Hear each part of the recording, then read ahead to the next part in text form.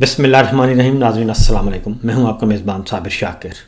آج ہے 15 اکتوبر اور بدھ کا دن. تازہ ترین خبریں، اطلاعات اور تبصرے پاکستان کے حالات و واقعات اور سیاسی صورتحال کا لیتے ہیں جائزہ. 28 نومبر میں صرف 43 دن رہ گئے ہیں، 43 ڈیز باقی ہیں، اور ان 43 ڈیز میں سے بھی اگر آپ 10-12 دن نکال دیں تو یہ بمشکل 30-32 دن بنتے ہیں، جس میں آئندہ کے بارے میں آئندہ پاکستان کی سیاست کیسی ہوگی، صحافت کیسی ہوگی، عدالت کیسی ہوگی، وکالت کیسی ہوگی، معیشت کیسی ہوگی، معاشرت کیسی ہوگی، اور ہماری داخلی اور خارجی سیکورٹی کی صورتحال کیسی ہوگی، اس کا فیصلہ ہو جائے گا. کیونکہ 28 نومبر ریٹائرمنٹ کا دن ہے army chief general Asim Munir صاحب کی، اور وہ دن جیسے جیسے قریب آ رہا ہے پاکستان کی سیاست میں، صحافت میں، عدالت میں، وکالت میں، معیشت میں، معاشرت میں، سیکورٹی میں تیزی آ رہی ہے، بہت زیادہ تیزی آ رہی ہے. صبح کچھ، دوپہر کچھ اور شام کو کچھ، اور اسی ہنگامہ خیزی میں مرید کے کا خونی آپریشن بھی ہو گیا، اور اس کا جو معاملہ ہے وہ سارے کا سارا پھندا کسی نہ کسی گلے میں اس نے جانا ہے، اور ان کے لیے مصیبت کا باعث بنیں گے جنہوں نے یہ سارا آپریشن آپریٹ کیا. اور خاص طور پہ اس کا ملبہ جو ہے وہ صوبے کی وزیر اعلیٰ جو اس وقت موجود ہیں الٹیمیٹلی ان کے گلے میں ڈالا جائے گا، اور ان کو اس بات کا بخوبی اندازہ ہو چکا ہے. اس لیے اب کوشش کی جا رہی ہے کہ اس معاملے کو کور اپ کیا جائے، کیونکہ یہ پہلا موقع ہے کہ اس میں فوجی دستوں نے حصہ نہیں لیا، بلکہ جو وہاں پہ نظر آئے وہ رینجرز تھی اور پولیس تھی، اسلام آباد پولیس تھی، پنجاب پولیس تھی، اور اوپر چچا بیٹھے ہیں اور نیچے بھتیجی ہیں.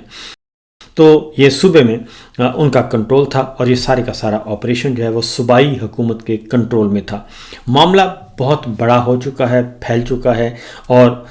یہ اگر کسی کا خیال ہے کہ یہ معاملہ دب جائے گا تو میرا اپنا خیال ہے کہ یہ نہیں دبے گا. یہ الگ بات ہے کہ رسہ کشی چلتی رہے گی، کیونکہ سانحہ ماڈل ٹاؤن ابھی تک پینڈنگ ہے اور اس کا فیصلہ ہونا باقی ہے، اور رانا ثناء اللہ صاحب اس معاملے کو بہت اچھی طرح سمجھتے ہیں، اور اس وقت کے ہوم سیکرٹری بہت اچھی طرح سمجھتے ہیں کہ جب یہ چیزیں پھیلتی ہیں اور پھر یہ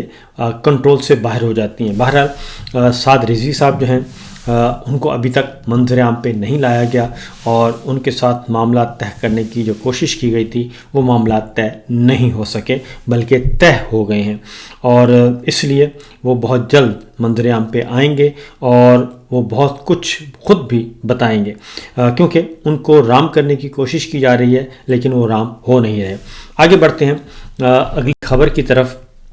ان حالات میں یہ تو چلتا رہے گا جی، اور کیونکہ پاکستان میں اس وقت بدامنی بہت زیادہ پائی جاتی ہے داخلی طور پر، اور اس کے آفٹر شاکس جو ہیں، اس کے اثرات وہ آنے والے دنوں میں آپ ضرور دیکھیں گے. اللہ تعالیٰ ہم سب کو محفوظ رکھے. بہرحال اب آتے ہیں جی سہیل آفریدی صاحب کی طرف، اور سہیل آفریدی صاحب آج باقاعدہ طور پہ اپنا اوتھ لے لیں گے، حلف اٹھا لیں گے. گورنر صاحب زیادہ امکان ہے کہ گورنر صاحب بھی حلف اٹھائیں گے. رات وہ اسلام آباد میں تھے، ان کو کیا ہدایات ملیں اور ان کی کیا خفیہ ملاقاتیں ہوئیں، اور ریاست کے دعوے داروں نے ان کو کیا احکامات صادر کیے ہیں، یہ آج ہمیں نظر آ جائے گا. لیکن دوسری جانب اسپیکر خیبر پختونخوا اسمبلی بابر سلیم سواتی صاحب، انہوں نے بھی تیاریاں کر رکھی ہیں، اور ہر صورت میں آج 4 اور 5 بجے کے درمیان وزیر اعلیٰ خیبر پختونخوا سہیل آفریدی صاحب حلف اٹھا لیں گے. اور اب آتے ہیں جی عمران خان صاحب سے. اب کوششیں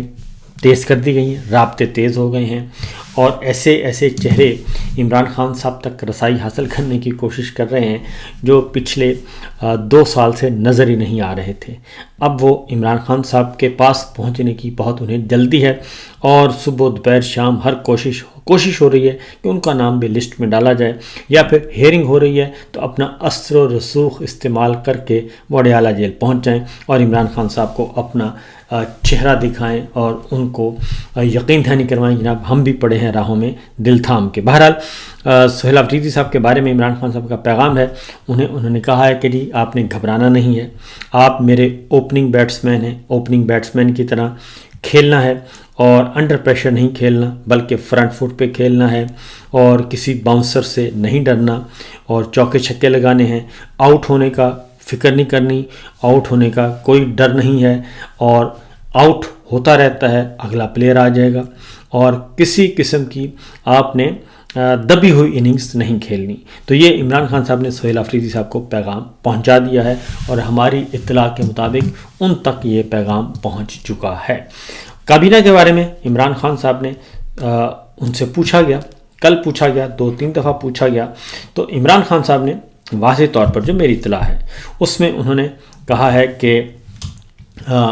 یہ کام جو ہے انہیں ان پہ سونپ دیا جائے، اور کیونکہ وہ سی ایم ہیں، کیپٹن ہیں، اور انہیں اپنی کابینہ تشکیل دینے کی اجازت ہے، اور وہ خود تشکیل دیں، ان کو آزادی ہے، تاکہ وہ اپنے لائک مائنڈڈ لوگ جو ہیں اور جن کے ساتھ وہ کمفرٹیبل ہیں کام کرنے پہ ایک ٹیم کے طور پہ، تو وہ ان کو لے کر آئیں اور ان کے ساتھ کام کریں۔ اور اس سلسلے میں انہوں نے کہا کہ فی الحال میں کوئی اپنے نام نہیں دوں گا،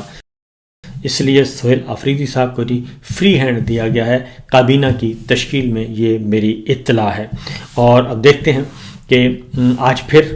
ملاقات ہے عمران خان صاحب کے ساتھ، توشہ خانہ کا کیس چل رہا ہے، اور توشہ خانہ میں سزا کے بارے میں انہیں کسی قسم کی کوئی فکر نہیں ہے، اور وہ تیار ہیں۔ اور انہوں نے کل ایک بات کی ہے، خاص طور پہ اس کو بیرسٹر سیف صاحب نے تو اس کو بہت زیادہ ایکسائٹڈ ہو کے اس کو رپورٹ کیا ہے، لیکن انہوں نے واضح طور پر کہا ہے کہ فوج کے ساتھ میری کوئی دشمنی نہیں ہے، نہ ہی دشمنی ہے نہ ہی مخالفت ہے، شہید بھی ہمارے ہیں، جوان بھی ہمارے ہیں، افسر بھی ہمارے ہیں، فوج بھی ہمارے ہیں۔ ہاں، جہاں فوجی قیادت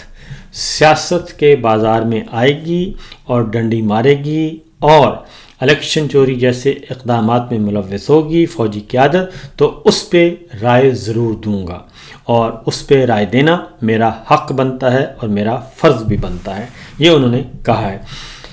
دوسری جانب مریم صاحبہ اس وقت لاپتہ ہیں، کیونکہ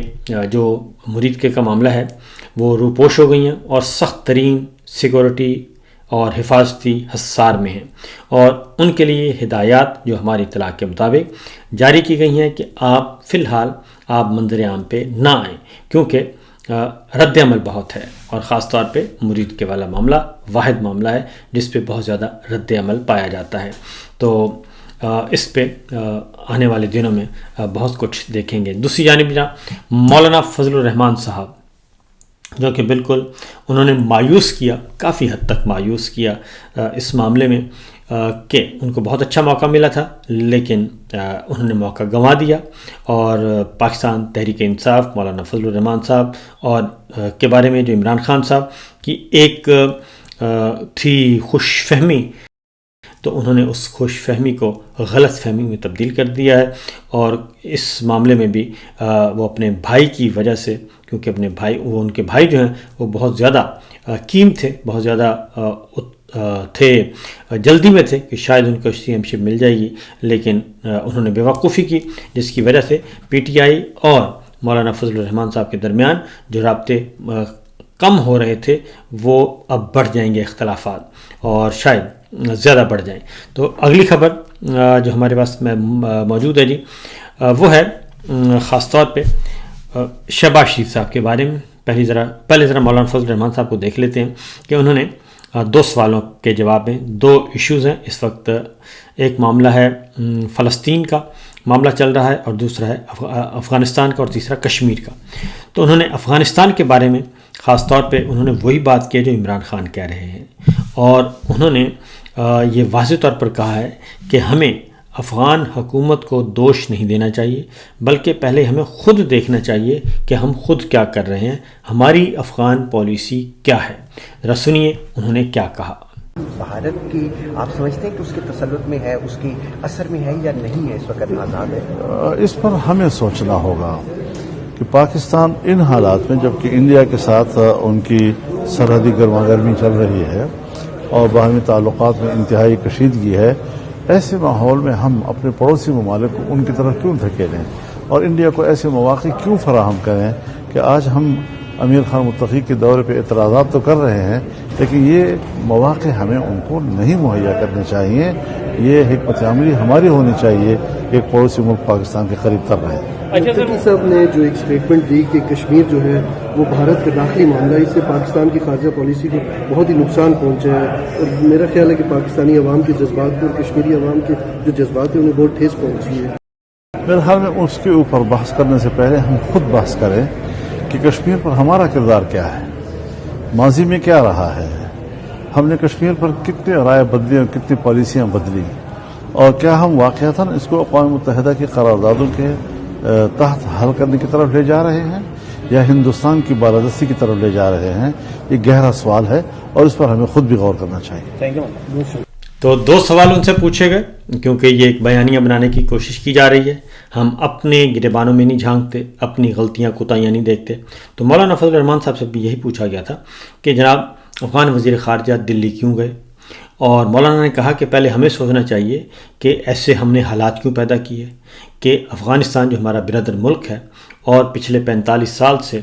ہم ایک دوسرے کے دکھ درد بانٹ رہے ہیں، تو ہمیں سوچنا چاہیے کہ ہم نے ایسے حالات پیدا کیوں کیے کہ ہمارا ایک ہمسایہ برادر اسلامی ملک وہ دلی کیوں گیا. دوسرا انہوں نے کہا کہ کشمیر کے بارے میں بھی یہی بات انہوں نے کی کہ پہلے تو ہمیں خود سوچنا چاہیے کہ ہماری کشمیر پالیسی کیا ہے، کیا ہماری کوئی کشمیر پالیسی ہے جو ہم دوسرے ملکوں پر تنقید کریں کہ جناب انہوں نے کشمیر کے بارے میں یہ بات کر دی. اگلی بات چچا اور بھتیجی شہباز شریف صاحب اور مریم صاحبہ وہ